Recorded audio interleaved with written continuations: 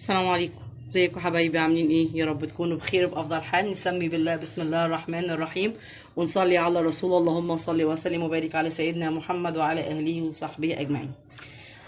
طبعا السردينه البلدي دي مش في اي مكان بلاقيها.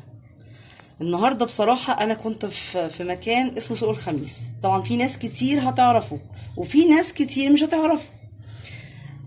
لقيتها. طبعا انا ما استنيتش زمان، يعني انا السردينه دي ما بلقاهاش غير عندي في كفر الشيخ لما بسافر البلد. بصوا عامله ازاي، ناعمه وما فيهاش اصلا اللي هو السفه اللي بره ده. ما شاء الله جميله قوي قوي. بصوا عامله ازاي. كنت زمان بنشتريها من كفر الشيخ، يعني زي سردينه كده صغيره متخلله جاهزه. بصوا جميله قوي بصراحه. انا النهارده ذهلت لما لقيتها. يعني انا جايبه كيلو ونص. هي ما شاء الله كانت يعني ب50 جنيه، وانا خدت حوالي كيلو ونص من عند الراجل. وقلت له كمان لو هتجيب الخميس الجاي اجيلك. يعني انا بحبها جدا جدا جدا. دي يا دوبك بتتشال الراس والديل وتشيل الشوكه كده اللي في النص، وجميله جدا. وساعات بيبقى قلبها نظيف كده ومليان بطاريخ يعني بيضه.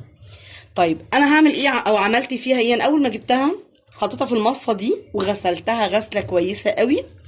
قعدت اجيب من فوق وتحت كده، وبعد كده رشيت عليها ملح خفيف وغطيتها بطبق وسبتها حوالي 3 ساعات. بصوا عملت ايه، مع اني انا غسلتها. دي نزلت كده ميتها واتصفت وبقت قدامي نظيفه. طب انا عايزه اخللها، يلا بينا. انا عندي علبه طحينه صغيره حطيت فيها 3 اكياس حلوين كده، هرشرش فيهم ملح. انا بصراحه ما بحبهاش تبقى حادقه. انتوا طبعا حضرتوني في البسارية، انا ما شاء الله البسارية خلصت يعني ما شاء الله يعني. انا هجيب كده شوية راق. ليه غسلتها؟ لاني انا هفضل سايباها في نفس العلبة بتاعتها دي لما تستوي، واطلع منها وحطها في التلاجة زي ما هي.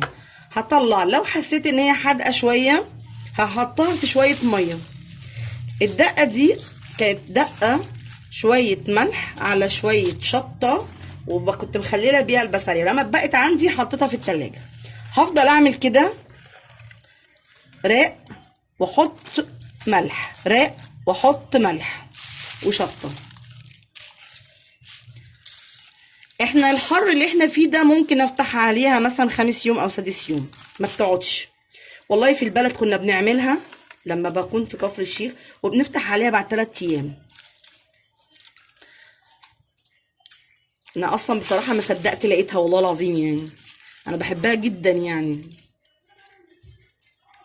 لو كان الراجل عنده تاني كنت جبت يعني، بس هو بصراحه كان عنده اخر شويه يعني، خدت انا وصاحبتي يعني.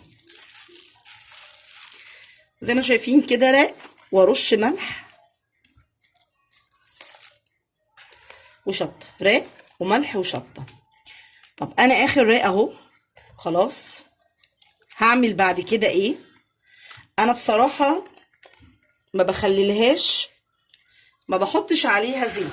بس انا المره دي بصراحه حابه احط زيت، عايزاها تطلع كده جاهزه زي ما بيقولوا يعني على الاكل على طول.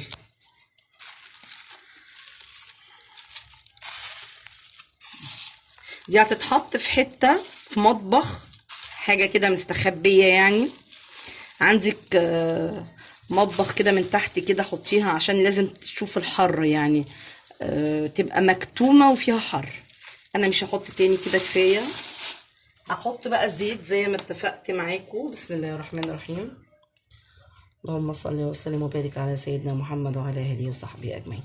الزيت زي ما انت عايزه قد ايه، مثلا على كيلو ونص حوالي كوبايه. طيب انا كده خلاص خللتها تعتبر. هقفل الكيس قوي واطلع الهواء منه كويس قوي قوي، وهسيبها واغطي بغطاها. انا حاطه 3 اكياس بس دول جامدين وما شاء الله يعني حلوين يعني. هقفل كويس قوي وهغطيها. بعد يومين هقلب اللي تحت فوق واللي فوق تحت، وارجع تاني اغطي الغطا بتاع العلبة. تمام، احكمه كويس. وبعد حوالي 5 ايام او 6 ايام كده هنفتح عليها وندوق. لو فتحت قبل كده وانا مستعجله على اكلها برضه هقول لكم. يلا بينا بقى نقول سلام عليكم. ولو عرفت افتح اصور لكم عليها بصراحه هصورها لكم. يا رب تكون استفدتوا وعجبتكم، ويا رب تكونوا من عشاق كده السردينه زيي. سلام عليكم.